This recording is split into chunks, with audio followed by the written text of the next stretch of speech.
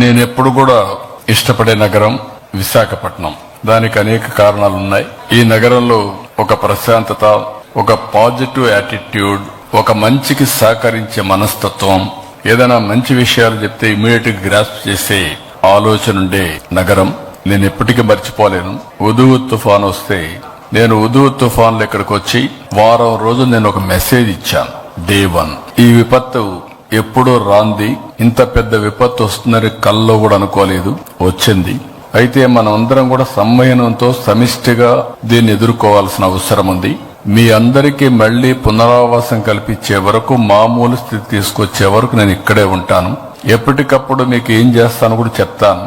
మీరందరూ దయచేసి ఫాలో కావాలని చెప్పి ఒక్క విజ్ఞప్తి చేస్తే దాన్ని తూచా తప్పకుండా ఆచరించారు.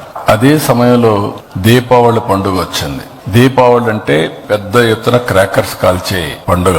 ఆ సమయంలో రోడ్లంతా కూడా చెట్లన్నీ ఎండిపోయి ఎక్కడికక్కడ కొట్టేసిన తర్వాత ఫైర్ యాక్సిడెంట్ అవుతుంది.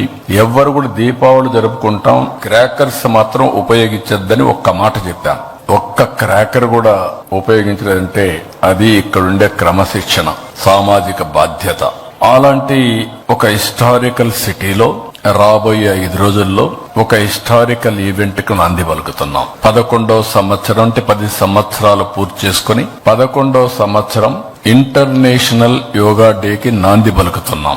ఇటీవల కాలంలో నేను ప్రధానమంత్రి గారిని కలిసినప్పుడు వారు ఒకటి ఆఫర్ చేశారు. 10 సంవత్సరాలైంది యోగా డే జరుపుకుంటున్నాం, విశాఖపట్నం అనువైన ప్రదేశం, అక్కడ మీరు చేయగలుగుతారంటే హ్యాపీగా చేస్తామని చెప్పి నేను ఆమోదించాను. ఎందుకంటే మొట్టమొదటిసారిగా ప్రధానమంత్రి గారు యోగాని గుర్తించడమే కాకుండా యుఎన్ కన్విన్స్ చేసి, యునైటెడ్ నేషన్స్ కన్విన్స్ చేసి యోగా డేని ప్రపంచమంతా కూడా జరుపుకునే విధంగా కార్యక్రమానికి శ్రీకారం చుట్టారు.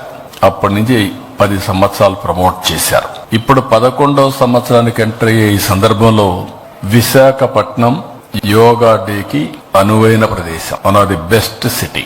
ఒక పక్క ఆర్కే బీచ్ నుంచి భోగాపురం వరకు ఇండియాలోనే ఇలాంటి ప్లేస్ ఎక్కడా ఉండదు. అలాంటి సుందరమైన నగరం, మంచి నగరం.